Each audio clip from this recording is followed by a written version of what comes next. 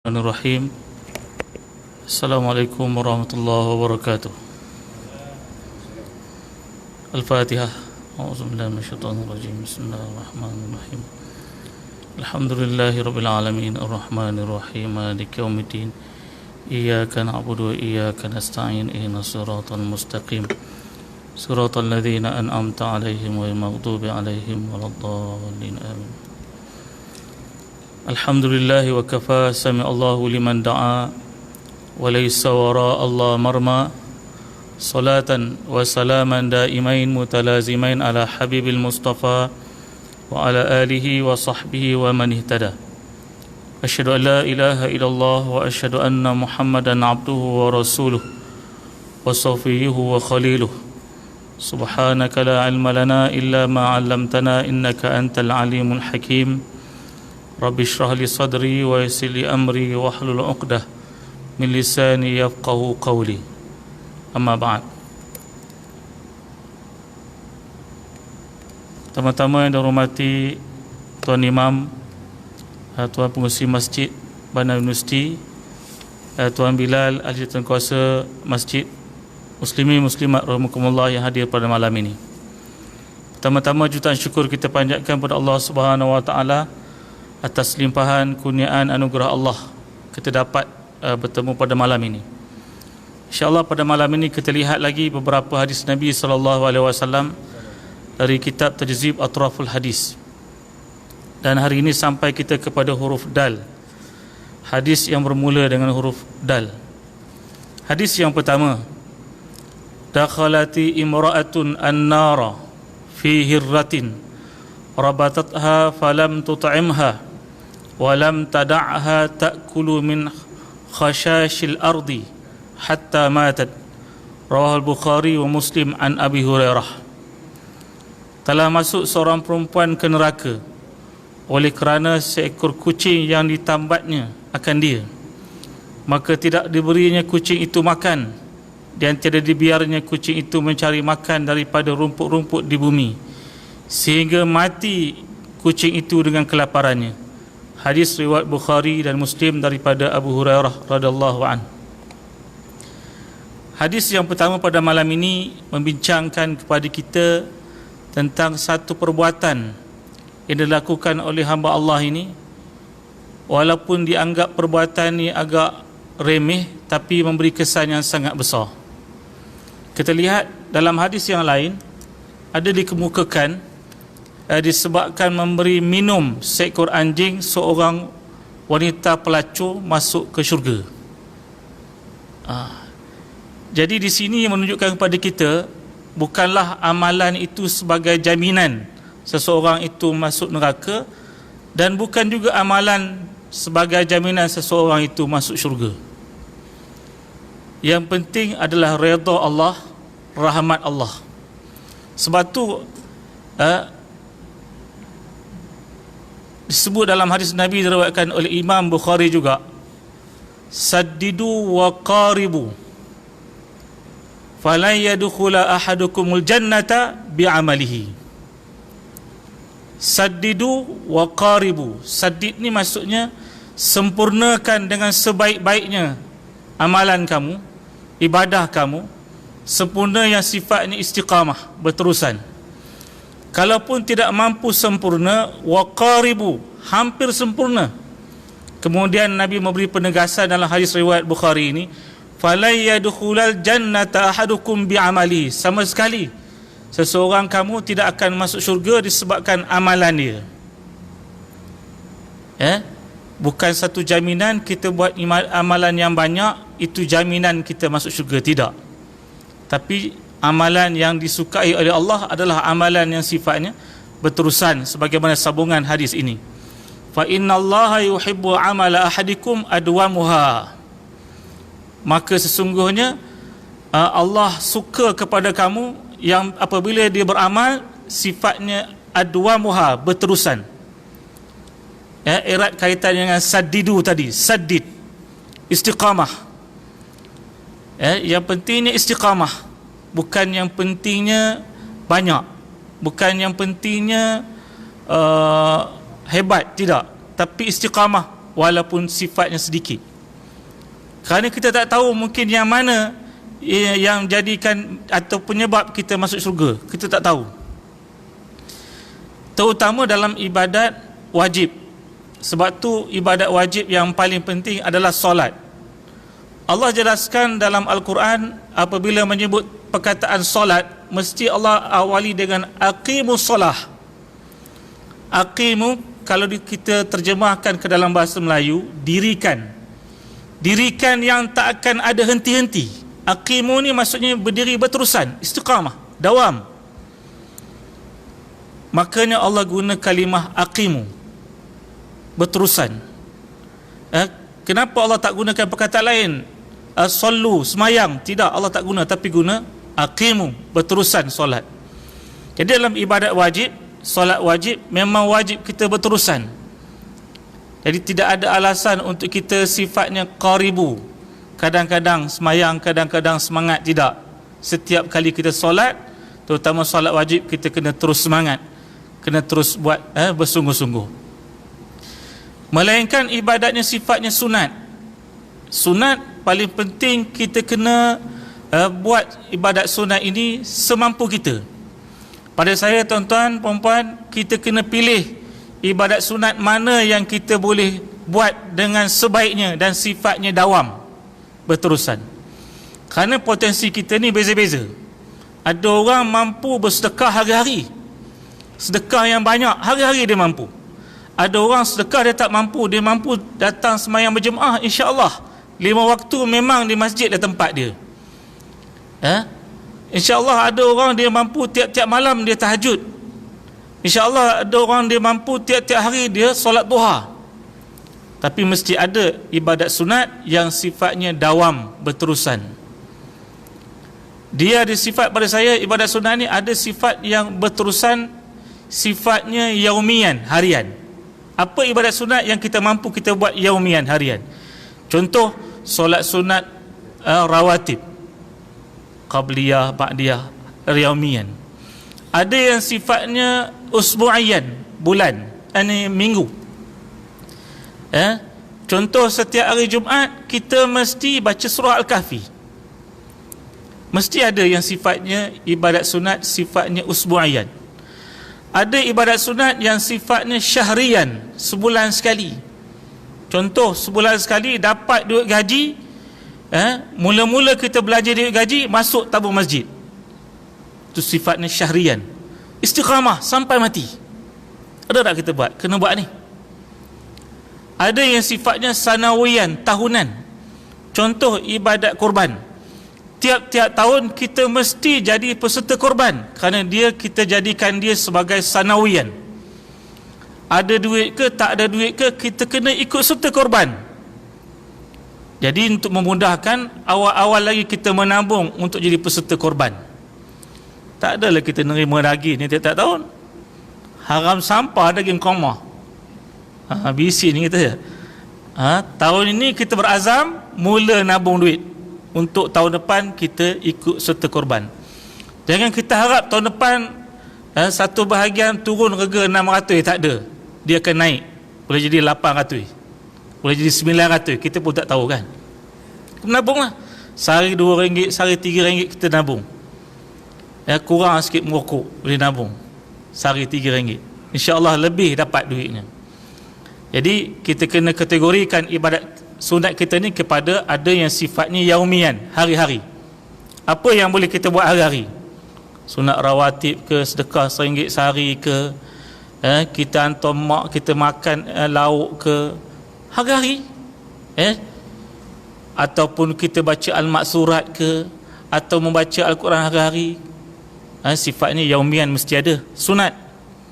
Yang kedua, sifatnya usbu'iyan, seminggu sekali baca surah Kahfi.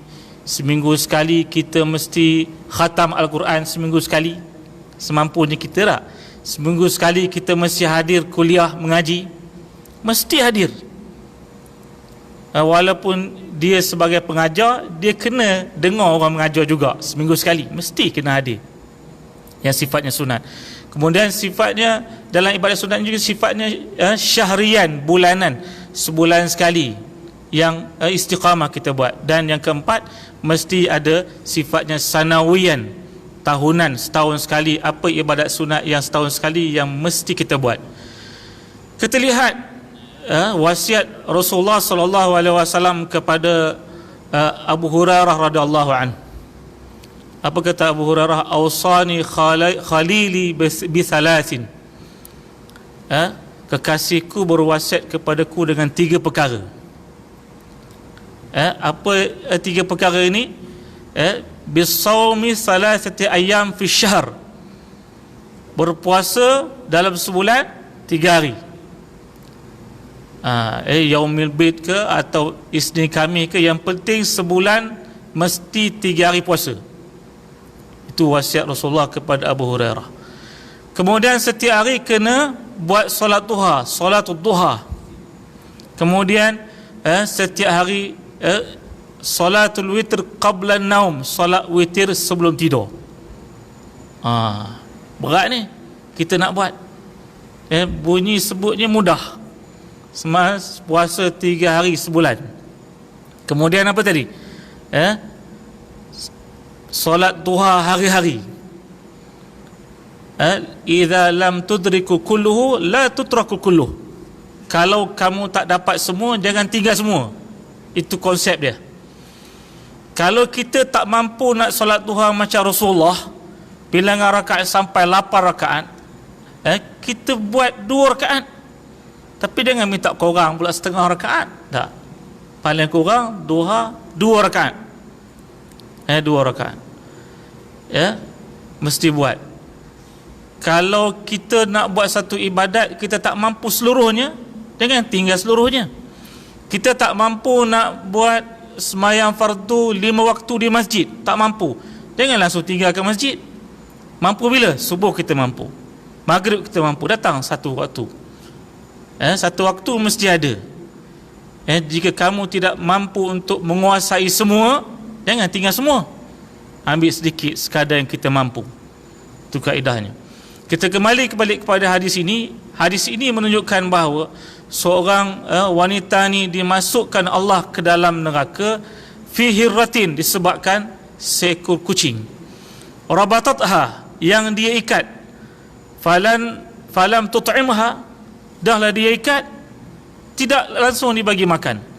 Walam tada'ha ta'kulu min khashashil ardi, juga tak dibiarkan atau tak dilepaskan kucing ini untuk makan rumput-rumput yang ada di bumi. Hatta matat, sehinggalah kucing ni mati. Maka orang ni, wanita ni mati, dia masuk neraka. Di sini juga bermaksud kita mesti ada sifat perikemanusiaan, ada juga sifat simpati kepada makhluk Allah yang lain. Bukan hanya manusia saja, haiwan juga kita kena simpati. Idza qataltum fa ahsinul qitlah wa idza zabahtum fa ahsinu zibhah, kata Nabi. Bila kamu nak bunuh, maka bunuhlah dengan cara yang paling cepat mati. Jika kamu nak sembelih, sembelihlah dengan cara cepat mati, jangan siksa dia. Kalau kita nak bunuh tikus yang masuk dalam perangkap rumah kita, kita bunuh dengan cara paling cepat mati. Apa caranya? Dirus dengan air panah, biar dia jemur tengah panas. Mana yang paling cepat mati? Bagi dia makan racun, rendam dia dalam sungai, mana yang paling cepat? Atau ketuk kepala dia bagi mati. Yang penting idza qataltum fa ahsinul qitlah. Kalau dia nak bunuh kucing ni, bunuh dengan cara yang paling cepat mati. Contohnya mungkin kucing ni sakit, kan kita tak tahu, Nabi tak jelaskan macam mana kondisi kucing ni. Sakit ke dia, kurap ke dia, Nabi tak jelaskan. Yang penting kucing yang diikat je. Nabi tak jelaskan macam mana keadaan kucing ni, sehingga wanita ni dia tak suka dengan kucing ni mungkin, sebab tu dia tak bagi makan. Kalau dia nak bunuh kucing ni, mestilah dengan cara yang paling cepat mati, jangan biarnya. Macam kita kadang-kadang tak gigit nyamuk, saja kita kepit kulit kita ni, biar nyamuk tu tersiksa. Lepas lama baru kita pukul, siksa dia. Kalau nak bunuh, bunuhlah cepat, jangan kita siksa dia. Idza qataltum fa ahsinul qitlah, bila kamu membunuh, maka bunuhlah dengan cara yang paling cepat mati. Baik, Seterusnya sabda Nabi SAW, da' ma yuribuka ila ma la yuribuk, fa inna sidqa tuma'ninatun wa innal kadhiba ribatun, rawahu Ahmad wa Nasa'i wa ghairihima. Hendaklah kamu tinggal barang yang kamu syak, halalkah atau haram, sehingga yakin kamu akan salah satunya, maka bahawasanya perkara yang sebenar itu sebagai ketetapan buat menyedapkan hati ahli kebajikan, dan bahawasanya dusta atau bohong itu buat ketetapan bagi hati ahli kejahatan. Hadis riwayat Ahmad, Nasa'i dan lain-lain. Ini hadis ni pun penting, tuan-tuan perempuan. Apa sabda Nabi? Da' ma yuribuka ila ma la yuribuka. Da', tinggalkan, ma yuribuka, apa yang meragukan kamu, ila ma la yuribuk, kepada sesuatu yang tidak langsung meragukan kamu. Jadi kalau kita ada ragu, kita tinggalkan. Yang tak jelas halal dan haramnya, kita tinggalkan. Ambil benda atau perkara yang memang dah jelas-jelas halal, jelas-jelas betul, jelas-jelas sahih, itu yang kita ambil. Apa kata Nabi dalam hadis, sambungan hadis ini, fa inna sidqa tuma'ninatun, sesungguhnya berada dalam keadaan benar itu tuma'ninah, dia akan rasa tenang. Kalau kita dalam keadaan yang kita tak jelas benar atau tidak, kita akan rasa tak tenang. 5,000 kita rasa tak? Pegang benda yang betul, kita akan rasa tenang. Buat benda yang betul, kita rasa tenang. Kalau buat benda yang salah, memang kita tak tenang. Jadi cari jalan macam mana dia betul, macam mana dia membuatkan hati kita tenang. Wa innal kadhiba ribatun, sesungguhnya dusta itu meragukan. Sama juga kalau orang menipu tak, dia ragu, dia tak tenang, sebab dia buat benda yang tak betul. Kalau buat benda yang betul, walaupun orang tak suka, orang kata dia macam-macam, tapi dia buat benda yang betul, dia akan tenang, sebab dia berada dalam keadaan yang betul. Baik, seterusnya sabda Nabi SAW,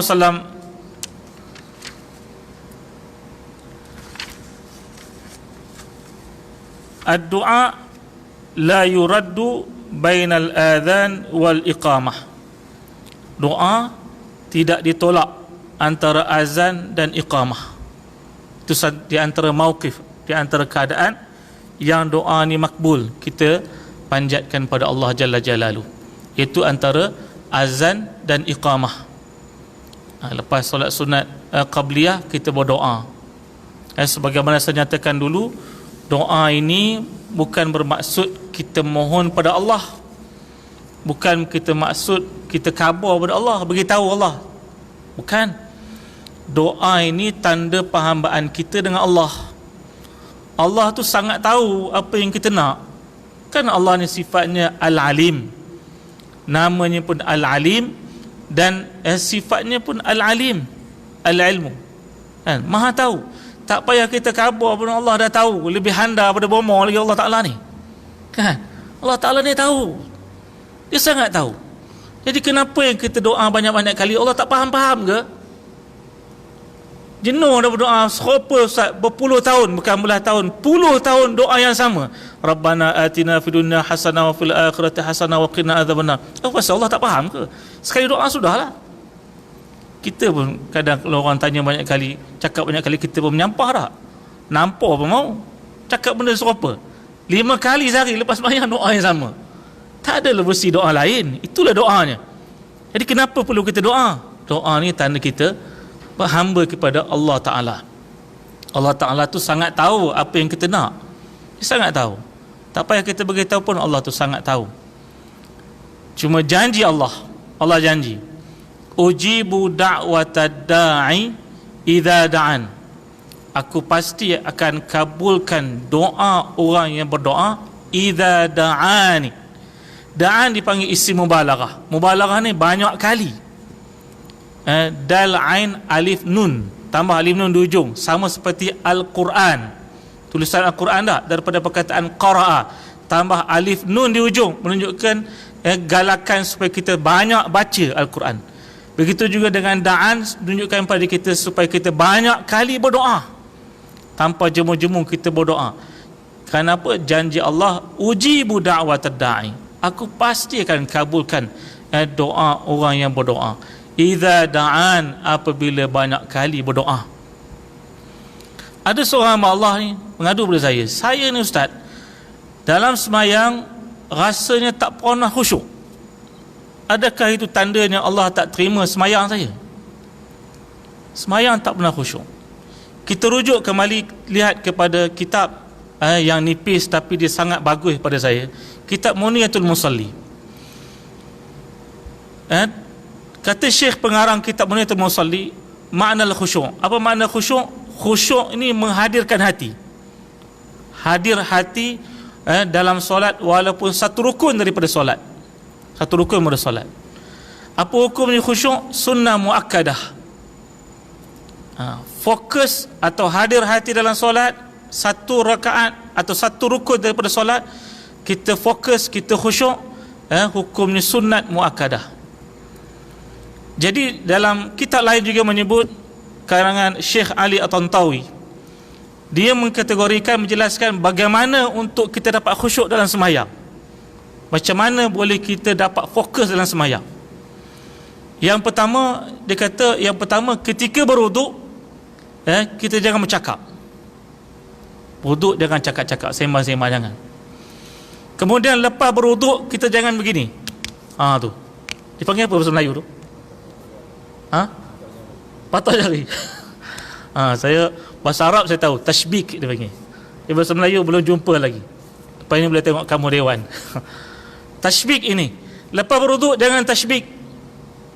Itu antara manhiyat fi salah, larangan atau perkara-perkara yang kurang adab ketika dalam masjid, itu tashbik. Yang satu apa yang dilarang dalam masjid? Meludah di lantai. Kita takkan orang nak ludah atas lantai, kita kapet kan. Zaman Nabi lantainya tanah. Tashbik. Jadi ketika lepas berwuduk, kata Syekh Ali Tantawi, jangan tashbik. Kemudian ketika azan, jawab azan. Kemudian apabila kita membaca kalimah dalam solat atau bacaan dalam solat, hadirkan hati. Hadirkan hati apa yang kita baca. Kemudian yang kelima, dia kata cuba memahami bacaan yang dibaca ketika solat.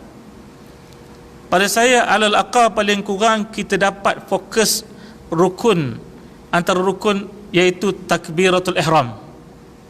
Takbiratul ihram, sebab dia merupakan rukun. Dalam semayang ada dua jenis takbirat, ada dua jenis lapan takbir. Yang pertama takbiratul ihram, yang kedua takbir intiqalat ataupun intiqaliyah. Takbiratul ihram ni rukun. Bila kita takbir ini, mungkin kita boleh hadirkan hati kita, fokuskan hati kita dengan membesarkan Allah Ta'ala. Allahu Akbar. Jadi kita memusnahkan, hilangkan, mengenepikan sesuatu yang lain daripada Allah Ta'ala. Tinggal semuanya. Sebab tu kita digalakkan solat di masjid, supaya kita dapat lebih fokus. Kalau di rumah tu boleh, tapi kurang fokus. Bila di masjid kita lebih fokus. Kita tinggalkan urusan dunia, tinggalkan urusan meniaga kita, tinggalkan urusan kerja kita di pintu pagar masjid. Tinggal semua. Balik kerang ambil balik, bawa balik. Tinggalkan masalah rumah tangga kita di pagar masjid, jangan bawa dalam masjid. Dalam masjid fokus pada ibadat. Bila kita takbiratul ihram, kita membesarkan Allah Ta'ala, merendahkan diri kita, menghinakan diri kita depan Allah Ta'ala. Tak ada yang lebih hebat melainkan Allah yang maha hebat. Tidak ada yang lebih kaya melainkan Allah yang maha kaya. Tidak ada yang maha memberi rezeki melainkan Allah yang maha bagi rezeki. Tidak ada yang menyembuhkan sakit melainkan Allah yang maha menyembuh sakit. Tidak ada yang berhak disayangi melainkan Allah yang maha berhak disayangi. Tinggal semuanya. Jadi kita cuba hadirkan hati kita dalam solat, supaya kita dapat lebih fokus dalam ibadah solat kita. Jadi Nabi menyatakan dalam hadis ini, ad-du'a la yuraddu bainal adhan wal iqamah. Bila doa tidak akan ditolak di antara azan dan iqamah. Waktu lain apa yang dikatakan atau digalakkan kita berdoa, inda nuzulul ghais. apabila turunnya hujan. Aqrabu ma yakunu 'abdu 'inda Allah wa huwa sajid, dalam keadaan sujud juga makbul doa. Sujud, tentulah lintasan hati ketika sujud. Jangan kita lafaz pula doa kita dalam bahasa Melayu pula kan. Kalau dalam bahasa Arab boleh kita lafazkan, apalagi doa yang maksud dari Nabi boleh kita lafazkan. Baik. Seterusnya sabda Nabi SAW, ad-dalu 'alal khairi kafa'ilihi wallahu yuhibbu ighathata lahfani rawah Ibnu Abi Dunya. Bermula yang menunjuk di atas kebajikan itu seperti yang memperbuat akannya, dan Allah Ta'ala kasih ia akan menolongkan orang yang berduka cita. Ad-dal al-khair kafa'ilihi, orang yang menunjukkan sesuatu kebaikan, kafa'ilihi, dia mendapat pahala sebagaimana orang yang melakukan tersebut. Kita tunjuk orang buat baik, orang tu buat baik, kita dapat pahala. Jadi itu bagusnya kita jadi guru ni. Apa kata Nabi hadis lain? Khairun nas man yamshi tahta dhillus sama muallimun nas alal khair. Sebaik-baik manusia yang berjalan, man yamshi tahta dhillus sama, sebaik-baik manusia yang berjalan di bawah kolongan langit adalah muallimun nas alal khair, adalah mereka yang mengajar manusia akan kebaikan. Jadi kita kena tunjuk orang akan kebaikan. Tunjuk orang akan kebaikan ni pada saya bukan semestinya kita bercakap, bukan semestinya kita tulis. Dengan pelakuan pun lebih baik kadang-kadang daripada bercakap dan bertulis. Lisanul hal afsah min lisanil maqal. Lisanul hal apa dia? Laku buat kita ni, perangai kita ni, perbuatan kita ni adalah lebih baik daripada lisanul maqal. Maqal ni bercakap, bertulis. Kita nak ajak anak-anak kita buat ibadat, jadi kita kena dulu buat ibadat. Kita nak ajak orang buat kebajikan, kita kena dulu buat kebajikan. Kita nak ajak orang selalu bersedekah, kita kena selalu sedekah. Ustaz ni jangan kedekut. Ustaz pun ramai kedekut, dia suruh orang bersedekah, dia tak pernah sedekah pun. Bila ada tabung sedekah, dia harap sedekah. Suruh orang sedekah banyak, dia sedekah sikit, dia kena banyak lah. Nak suruh orang sedekah banyak, dia kena banyak. Nak suruh orang sedekah RM10, dia kena sedekah RM50. Baru betul. Lisanul hal afsah min lisanil maqal.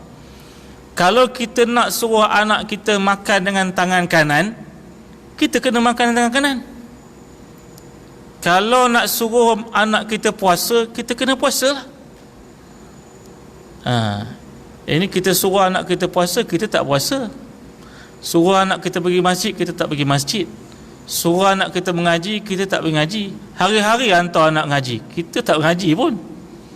Hantar anak ngaji ke Taibah, mak ayah langsung tak ngaji dorang mak. Apa ni? Tak betul ya? Mak ayah kena ngaji lah, baru anak tu seronok nak ngaji. Sebelum ke masjid, mak ayah dah pesan anak-anak kena ngaji, kena semayang. Barulah anak tu rasa seronok nak ngaji, nak semayang. Oh, ayah pergi masjid. Ini ayah keluar waktu maghrib, ngaji semayang, ayah ngoleh. Ayah minum kopi kedah. Tak betul kaedah dia. Mesti lisanul hal, tunjukkan contoh. Afsah min lisanil maqal, lebih baik, lebih elok dan lebih tepat daripada kata-kata dan juga tulisan.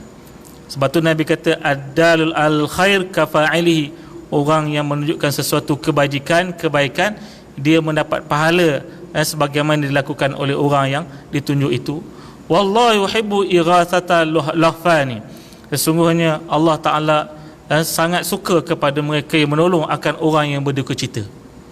Allah suka orang yang tolong orang yang dalam keadaan sempit, orang yang tolong orang dalam keadaan susah. Yassiru wala tu'assiru, mudahkan jangan susah-susahkan.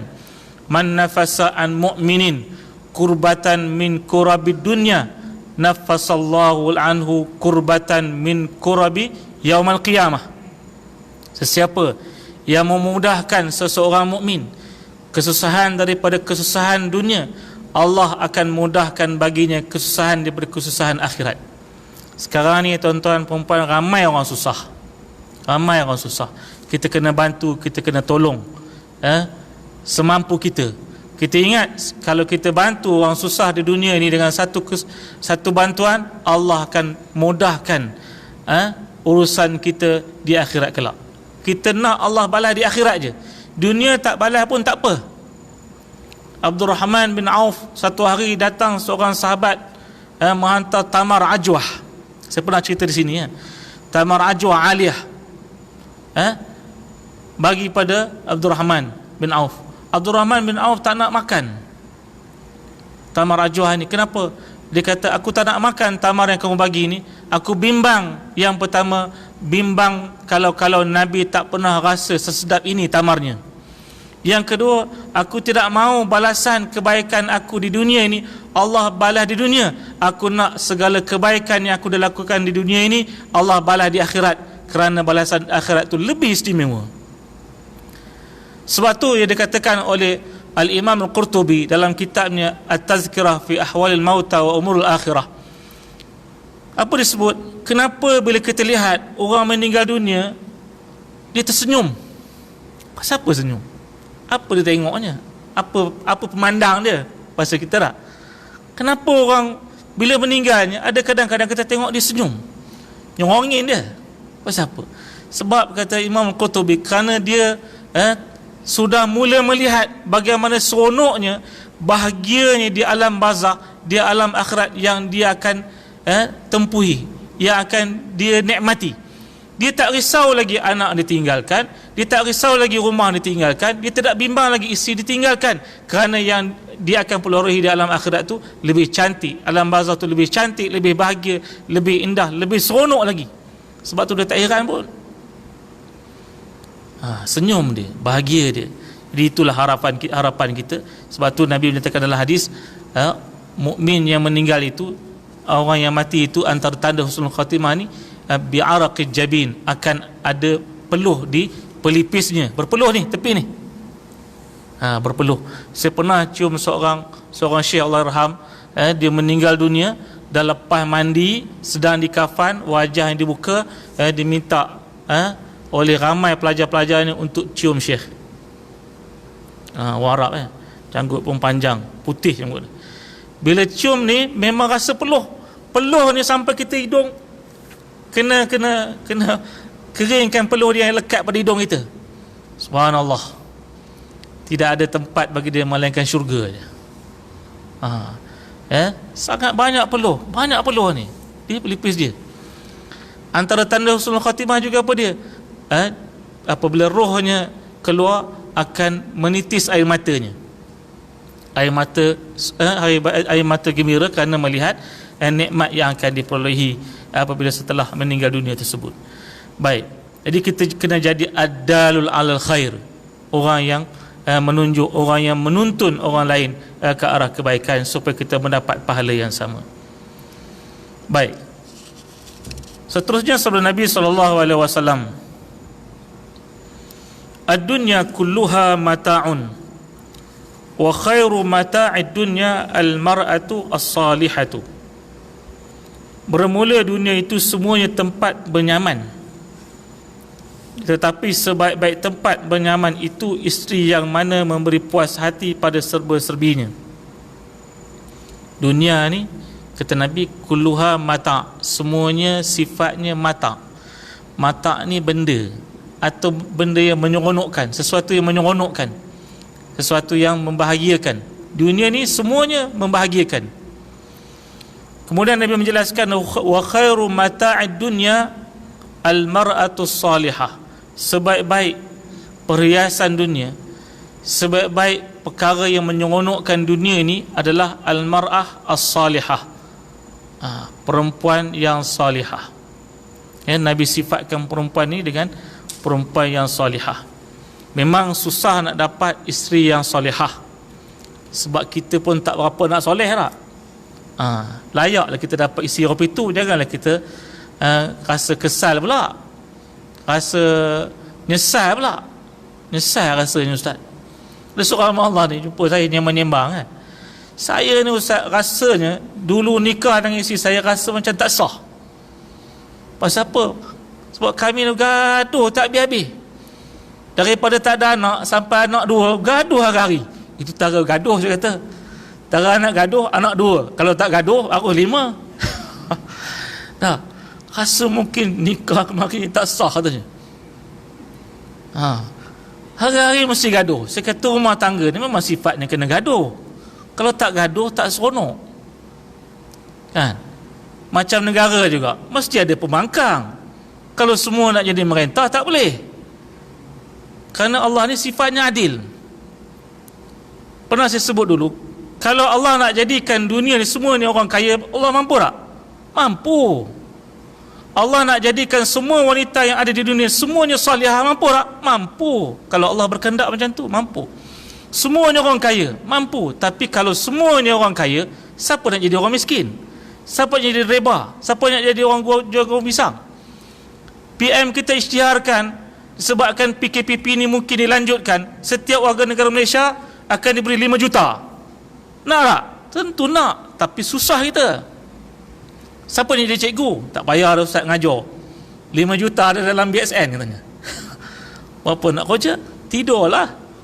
Susah juga. Siapa nak jual di kedai? Orang kedai pun berhenti, Abang-Apel pun tutup. Kan? Sebab dah 5 juta dalam bank. Pekerja dia semua balik, tak nak kerja. 5 juta dah ada. Mampu. Bagaimana kita nak jadikan isteri kita ni sebagai isteri seperti Khadijah, isteri Rasulullah? Kita mesti jadi seperti Nabi Muhammad. Kalau kita nak jadikan isteri kita seperti Khadijah, kita mesti usaha jadi seperti Nabi Muhammad. Kalau kita nakkan suami seperti Nabi Muhammad, kita kena jadi Siti Khadijah lah. Al-khabisat lil-khabisin wal-khabisun lil-khabisat wat-tayyibat lit-tayyibin wat-tayyibun lit-tayyibat. Surah An-Nur. Wanita yang buruk akhlaknya adalah untuk lelaki yang buruk akhlaknya. Lelaki yang buruk akhlaknya adalah untuk wanita yang buruk akhlaknya. Wanita yang baik akhlaknya adalah untuk lelaki yang baik akhlaknya. Lelaki yang baik akhlaknya adalah untuk wanita yang baik akhlaknya. Adil. Tapi macam mana pula Fir'aun kahwin dengan isterinya Asiah tu? Itu pengajaran bagi kita. Itu ujian bagi kita. Mungkin kita orang yang soleh, isteri kita kurang salihah. Itu ujian bagi kita untuk kita jadi orang yang lebih soleh. Liyabluwakum ayyukum ahsanu amala. Sebaik-baik perhiasan dunia ni adalah al-mar'atus salihah.